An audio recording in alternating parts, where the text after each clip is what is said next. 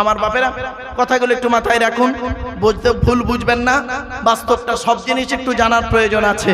চলুন, আপনারা এসেছেন কিছু শেখার জন্য, জানার জন্য। অনুরোধ করে আপনাদের বলে যাচ্ছি, নামাজ কারোর জন্য মাপ নাই। আমি একবারও নামাজের কথা বলিনি। অনেক হয়তো বলে হুজুর একটু নামাজের কথা বলুন। শোনেন বাবা, নামাজ আপনাকে পড়তেই হবে। আপনি কি জানেন ইমানের গুরুত্ব আগে?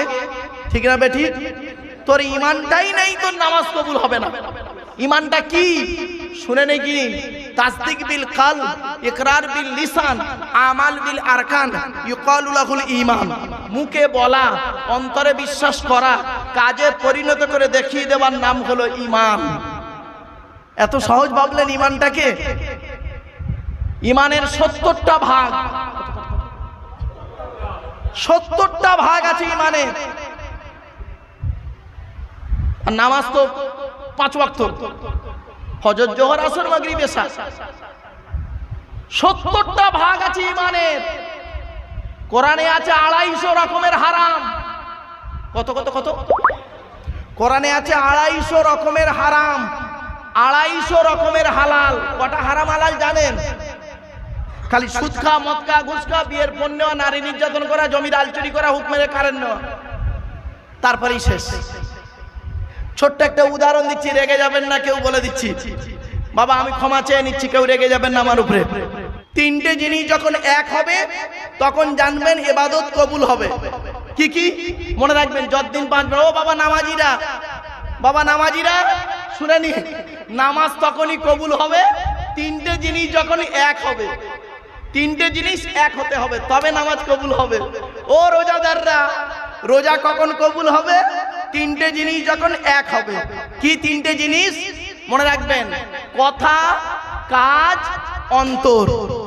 কথা, কাজ, অন্তর। কি বললাম বাবা? কথা, কাজ, অন্তর। আপনি নামাজ পড়ছেন, নামাজ পড়ছেন, আলহামদুলিল্লাহ রাব্বিল আলামিন, কথা বলছে। কাজটা কি নিয়ত বেঁধেছেন? তাহলে কথা কাজ দুটো হলো। আর মনটা পড়ে আছে ভাঙড়ে, মনটা পড়ে আছে ঘটপুকুরে। বুঝতে পারেন? এবার বুঝতে পারছেন?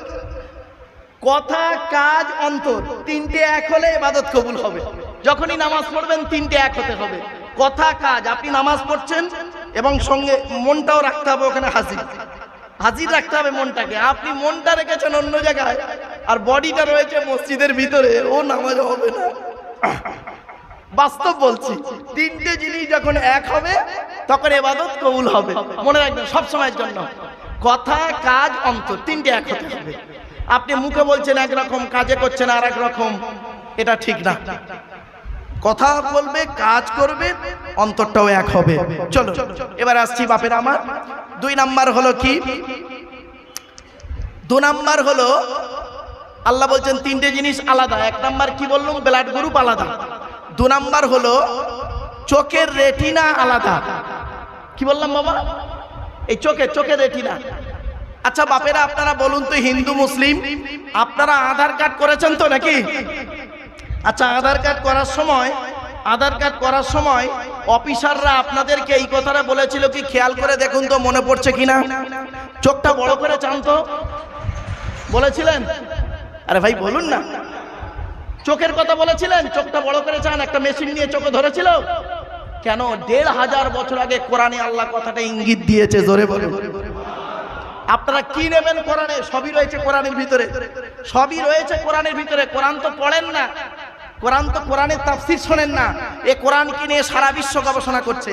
কারা করেছে? America, London, France, Britain, Japan, Jordan, জার্মানের ঠান্ডা করে বসে বসে কোরআনকে নিয়ে গবেষণা করেছে। কারা করেছে?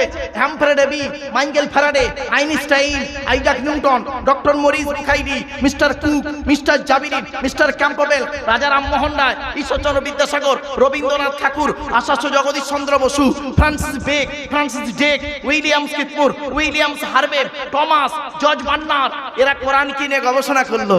আর আমরা কিছু মৌলবি কি করলাম? ওই কোরআনটাকে নিয়ে তেল পড়া, পানি পড়া, ওয়াজ করা, খতম পড়া, তাবিজ মোড়া, ঘর বন্ধ করা আর নিজেদের মধ্যে মারামারি করা। গোল টুপি লম্বা টুপি, চেরা জামা ফাড়া জামা, তবলিগ ফুরফুরা, বুকে হাত বাঁধা, নাভির নিচে হাত বাঁধা, জোরে আমিন বলা আস্তে আমিন বলা, কিয়াম করা না করা, দোয়া করা না করা, এ ওর বলে কাফের, ওর বলে কাফের। ঠিক না বেটি? ওরা কোরআনকে নিয়ে গবেষণা করছে আর এরা কোরআনটাকে নিয়ে কি করছে? নিজেদের মধ্যে মারামারি করছে। এইটাই হলো আমাদের পার্থক্য। এজন্য আপনাদেরকে বলে যাচ্ছি কি নেবেন কোরআন থেকে, সবই রয়েছে কোরআনের ভিতরে। আমি বক্তব্যের শুরুতে একটা আয়াতে কারিমা তেলাওয়াত করেছিলাম 14 নম্বর পারা 16 নম্বর পৃষ্ঠা 4 নম্বর লাইন, সূরার নাম সূরা নাহলে 89 নম্বর আয়াতে আল্লাহ বলছেন, নবী তোমার উপরে এই কিতাব অবতীর্ণ করেছি, পৃথিবীর সমস্ত জিনিসের বর্ণনা এই কিতাবের ভিতরে ডাইরেক্ট ইনডাইরেক্ট দলিল সহ পাঠিয়ে দিয়েছি। আপনারা কি নেবেন কোরআন থেকে, সবই রয়েছে কোরআনের ভিতরে।